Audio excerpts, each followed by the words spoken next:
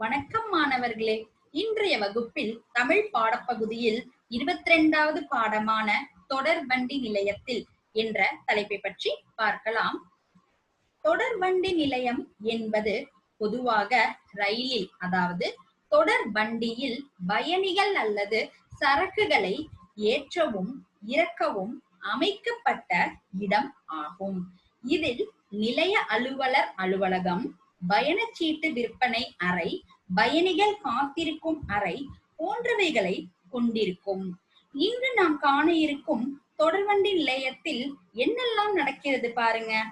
தொடர்வண்டி நிலையத்திற்கு தொடர்வண்டியை வரவேற்கும் வெள்ளை நிற ஆடை அணிந்த நிலைய அலுவலர் அவரது கையில் வலது கையில் வளைய கருவியுடன் இடது கையில் பச்சை கொடியுடனும் நிற்கிறார். அவர் அருகில் அம்மாவுடன் ஆசையோடு ஊர்ந்து செல்லும் பைகளை உருட்டிக் கொண்டு உற்சாகமாக செல்லும் தம்பி தங்கைகள், கையில் காத்தாடியுடன் முன் செல்லும் அண்ணன், ஐஸ்கிரீம் வாங்கிக் கொண்டு அமர்ந்திருக்கும் அம்மாவின் அருகில் ஆர்வமுடன் செல்லும் அண்ணனும் தங்கையையும் பாருங்க.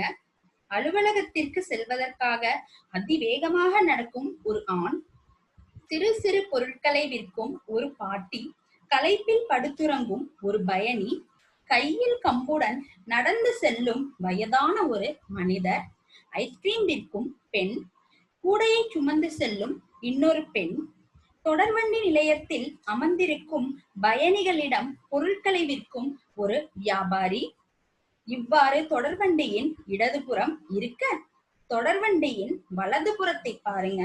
பலூன் விற்கும் ஒரு வியாபாரி, அதை வாங்கி கொண்டு மகிழ்ச்சியில் குழந்தைகள், அடுத்த வண்டியை எதிர்பார்த்து காத்திருக்கும் பயணிகள், தன் பெண் குழந்தையோடு தொடர்வண்டியின் நேரத்தை விசாரிக்கும் ஒரு பெண், அளவுக்கு அதிகமாக சுமைகளை உருட்டிச் செல்லும் ஒரு தொழிலாளி, கையை காட்டியபடி தொடர்வண்டியை வழி அனுப்பும் நிலைய அலுவலர். இவ்வாறு பல நிகழ்வுகளை இந்த தொடர்வண்டி நிலையத்தில் பார்த்தோம். நன்றி.